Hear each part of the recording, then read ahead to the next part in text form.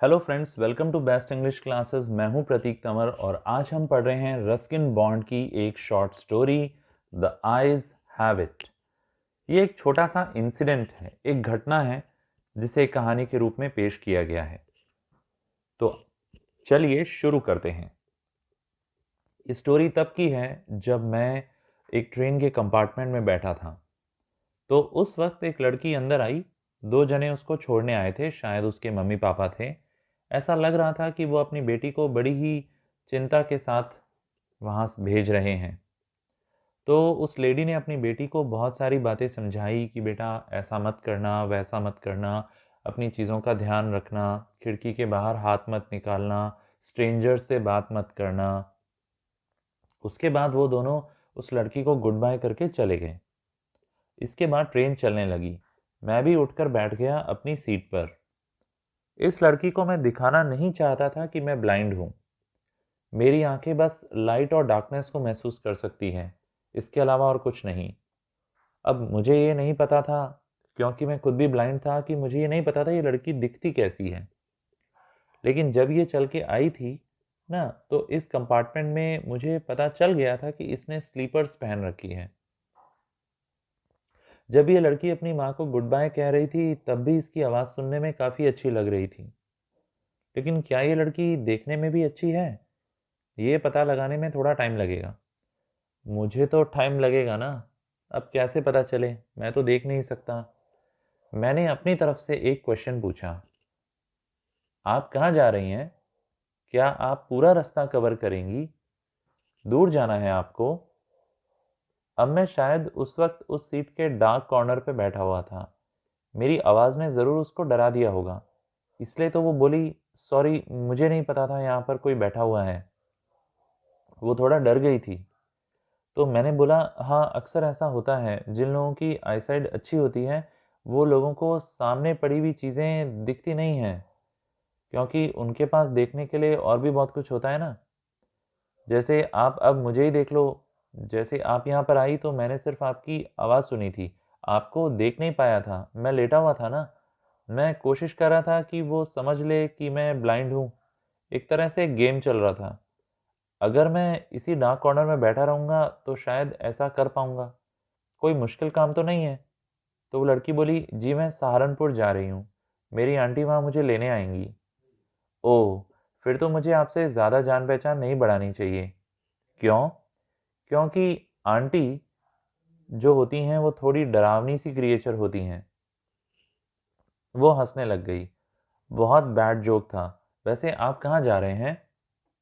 मैं देहरादून जाऊँगा, उसके बाद मसूरी।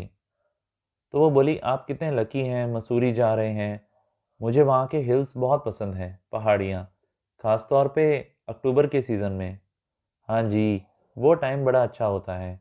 हिल्स उस टाइम पर बड़ी खूबसूरत दिखती हैं। सूरज भी अच्छा दिखता है। रात में आग के समय ब्रांडी पीने का मज़ा ही कुछ और है। ज़्यादा लोग जाते हैं अक्टूबर के सीज़न में वहाँ पर। वो मेरी बात सुनकर चुप सी हो गई। तो मुझे लगा कि कहीं मेरे वर्ड्स ने उसे टच तो नहीं किया, छू तो नहीं गई उसके दिल को मेरी बातें, या फिर कहीं मुझे वो एक रोमांटिक फूल तो नहीं समझ रही। फिर मुझसे एक गलती हो गई। मैंने उससे पूछ लिया, बाहर कैसा लग रहा है, मतलब खिड़की के बाहर कैसा लग रहा है। वो कुछ नहीं बोली, चुपचाप बैठी थी। कहीं इसको पता तो नहीं लग गया मैं ब्लाइंड हूँ।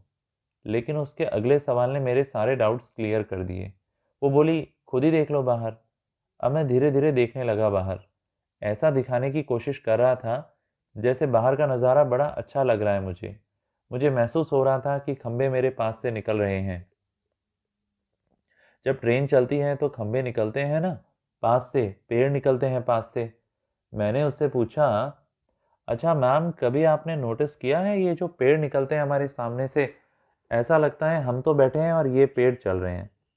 हाँ हाँ, इसमें नया क्या है, ये तो हमेशा ही होता है मिस्टर, उसने जवाब दिया। इसके बाद मुझे लगा जैसे वो मेरा टेस्ट ले रही हो। उसने पूछा, बाहर कोई जानवर दिख रहा है तुम्हें? फिर मैं भी तो चालाक था। मैंने बड़े कॉन्फिडेंस के साथ बोला, नहीं, क्योंकि मैं जानता था कि देहरादून के जंगलों में जानवर अब बचे ही नहीं हैं, दिखेंगे कहाँ से। अब खिड़की से चेहरा हटाकर वापस उस लड़की की तरफ देखने लगा। काफ़ी देर तक हम दोनों में कोई बात नहीं हुई। फिर मैंने ही आगे से बात निकाली। मैं बोला, आपका फेस बड़ा इंटरेस्टिंग है। ज़्यादा ही डेयरिंग होके बोल दिया था मैंने। पता नहीं क्या सोचेगी। लड़कियां बहुत जल्दी समझ जाती हैं कि चांस मार रहा है। अब वो हंसने लगी। कोई और लड़की होती तो शायद बुरा मान जाती, पर वो तो हंसने लगी। वो बोली, पहली बार मुझे किसी ने ऐसा कॉम्प्लीमेंट दिया है। आपका फेस बड़ा इंटरेस्टिंग है। हाँ हाँ, वैसे मैं थक गई थी लोगों को ये सुनते सुनते कि तुम बड़ी खूबसूरत हो। लेकिन मैडम, इंटरेस्टिंग फेस भी खूबसूरत हो सकता है। मैंने बोला, आप भी बहुत अच्छे हैं मिस्टर, थैंक यू। लेकिन आप इतने सीरियस क्यों हैं? मैंने सोचा मुझे थोड़ा मुस्कुराना चाहिए ताकि उसको अच्छा लगे। वैसे तुम्हारा स्टेशन आने वाला है, मैंने उससे कहा। फिर वो बोली, ओ थैंक यू, जर्नी ज़्यादा लंबी नहीं चली, थैंक गॉड। आपको पता है, मैं 2 से 3 घंटे से ज़्यादा बैठ नहीं पाती ट्रेन में। लेकिन मैं तो कितनी भी देर बैठ सकता हूँ, बस शर्त यह है कि आपकी आवाज़ सुनता रहूँ। ये मैं मन में बोला। फिर वो जाने लगी। अब ये ज़रूर जाने के बाद में इस जर्नी को भूल जाएगी, इस मुलाकात को भूल जाएगी। लेकिन मेरे लिए तो लंबे टाइम तक ये जर्नी याद बन जाएगी। अब जाते जाते मैं उसके बालों का पता लगाना चाहता था कि उसके बाल बंधे हुए हैं या खुले हुए हैं या कटे हुए हैं। मतलब बाल कैसे हैं, हेयर स्टाइल कैसा है। बाहर से कोई लेडी की आवाज़ आ रही थी। वो उसको बुला रही थी। शायद उसकी आंट होंगी। उसने मुझे गुड बाय किया। वो बहुत पास खड़ी थी मेरे, तो उसके बालों की खुशबू आ रही थी। अब उस लड़की के जाने के बाद मैं एक दूसरा आदमी वहाँ पर आया, उसी जगह पर। फिर ट्रेन चलने लगी। वो पैसेंजर आकर धक्का खाकर अपनी जगह पर बैठ गया। मैंने इस पैसेंजर से वैसी ही बात करनी शुरू की जैसी मैं उस लड़की के साथ कर रहा था। इसको भी मैं दिखाना नहीं चाहता था कि मैं ब्लाइंड हूँ। लेकिन इस आदमी से मैं ज़्यादा बात नहीं कर रहा था। वो आदमी बोला, तुम्हारा तो सारा सफ़र ही बिगाड़ दिया होगा दोस्त। इतनी खूबसूरत लड़की चली गई और मैं यहाँ आ गया। मैं बोला, हाँ बहुत इंटरेस्टिंग लड़की थी। वैसे आप मुझे बता सकते हैं उस लड़की के बाल बंद थे या खुले थे? मैंने उससे पूछा। याद नहीं है, लेकिन मैंने उसके बाल नोटिस नहीं किए।